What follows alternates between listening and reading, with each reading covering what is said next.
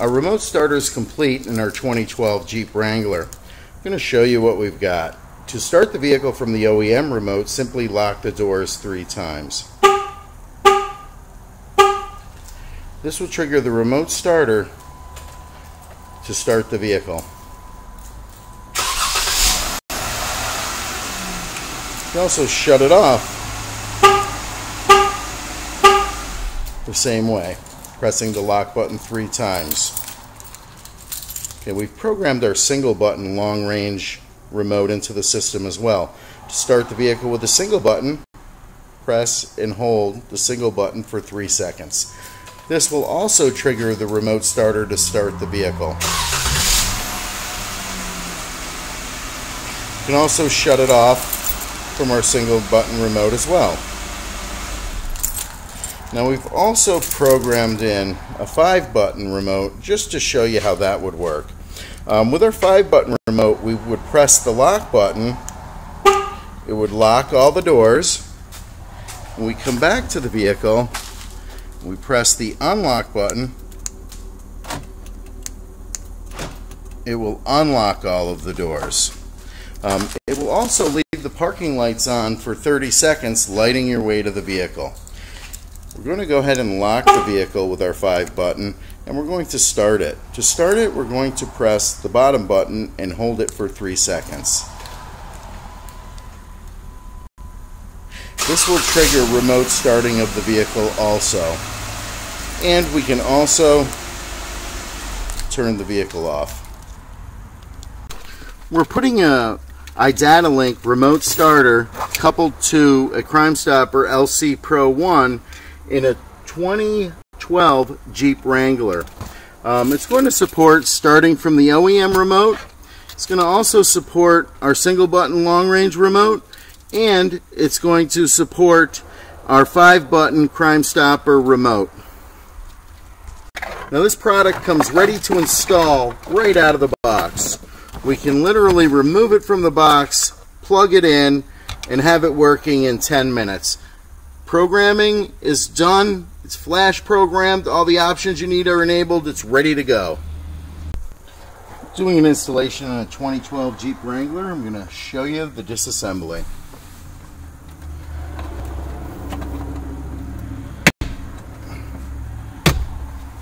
Pop the dash down.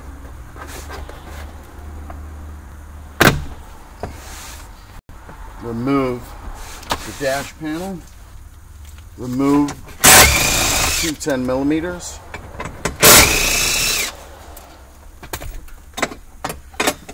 Give us a little bit of access.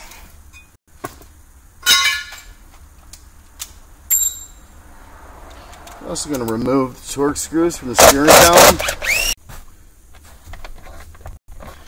Screws are deep, so we're going to have to use a hand driver. I don't have a bit long enough.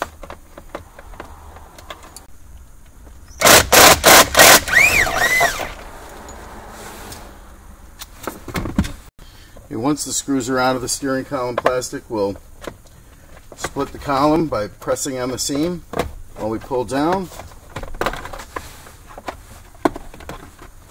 And we'll remove the column plastic. Next thing we're going to have to do is we're going to have to access the immobilizer plug, and we're going to press the clip on the side and remove the plug.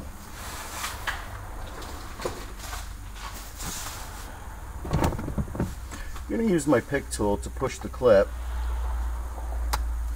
and I'm going to pull back on the harness. Be careful not to pull on the assembly.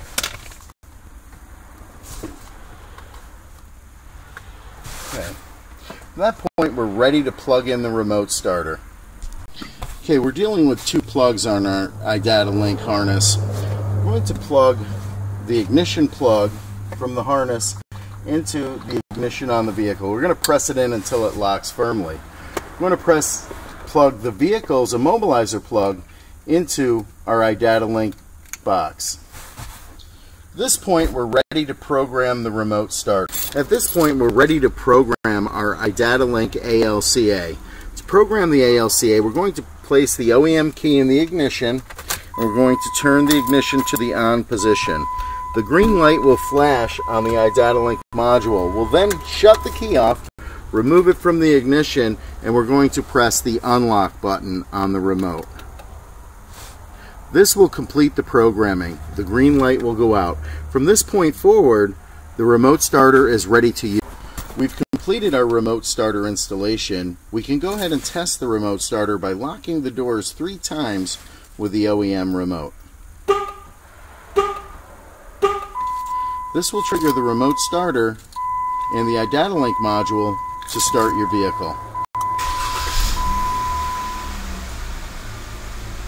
You can also shut it off by locking it 3 times. And we can also trigger our remote starter from our long-range single-button remote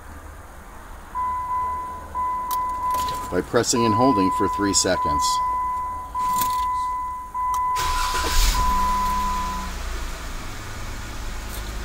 And we will also be able to shut off the vehicle from the single-button remote. I've also programmed in Crimestopper's 5-button remote as well. If you pair it with this remote, you would be able to lock the doors, unlock the doors, and start the vehicle.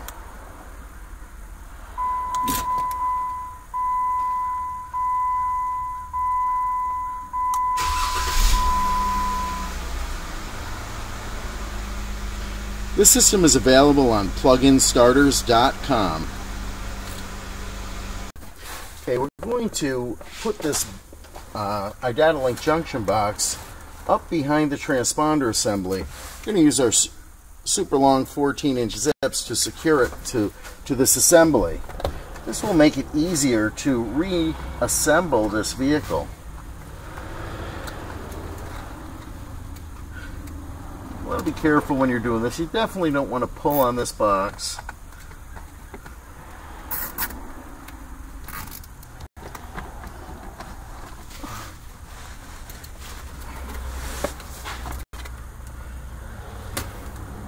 Now we're going to route our harness down the OEM harness.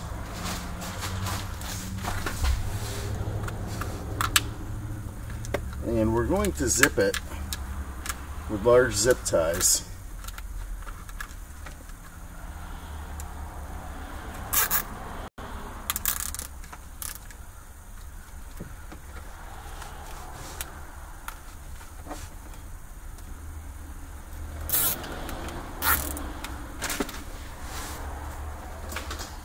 Now, if we don't want to do the parking lights, our installation is complete at this point. To do the parking lights on the Wrangler, we have to go outside under the hood to the fuse box of the vehicle. The parking lights are obtained in the main fuse box of the Jeep Wrangler. To access the parking lights, we're going to remove the fuse box from its holder. I'm going to start by taking the lid up and removing it.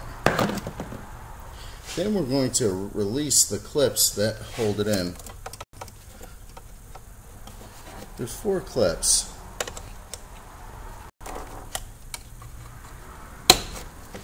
We need to release all 4 clips while applying upward pressure to the fuse box.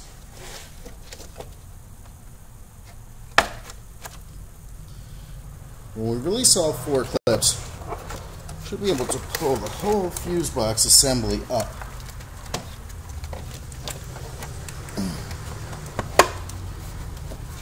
Revealing a multitude of wires. The wire we're looking for is white with green, and it will energize when we turn on the parking lights to the vehicle. So I only have one person here, myself, so I'm going to test this white with green. And it is off right now. I'm going to go inside and flick the parking lights on. We're going to see if that's our wire.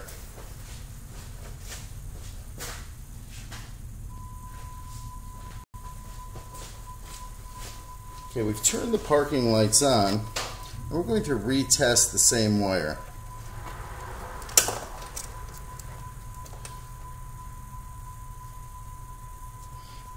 This time the wire tests positive. So we have found our parking lights. If you look underneath, they're on the green plug. The color is white with green. I do not have a pin location. We're going to go ahead and we're going to connect our parking lights here. We're also going to find a positive power source for our parking lights. This is a power source that's energized whether the key is on or off. And we found a wire next to our parking light wire that's constant hot. And it is a solid red.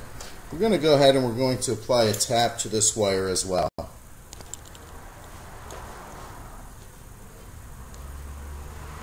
We've extended our red and black and our white wire off the LC Pro, and we've put a wire loom around it, and we've routed it over to our parking light connections. We're going to supply our constant power to our parking lights from this red wire, red and black, and then we're going to put a positive on this white with green, that is the parking light wire, when the remote starter is engaged. We're going to go ahead and snap this assembly back together, and I'll show you how it works. I'm going to show you the completed remote starter. We've routed our Idatalink wires down the main harness and mounted the CA module right here. Up in the back we've got the remote starter. I'm going to switch cameras. We've got our LC Pro mounted up behind the driver's side speaker. Our parking light wires go out through the firewall. There's actually a boot on the where the clutch would be that you can just cut with a razor knife and get them through the firewall. And we've routed our loom over to the CA. Everything's all set.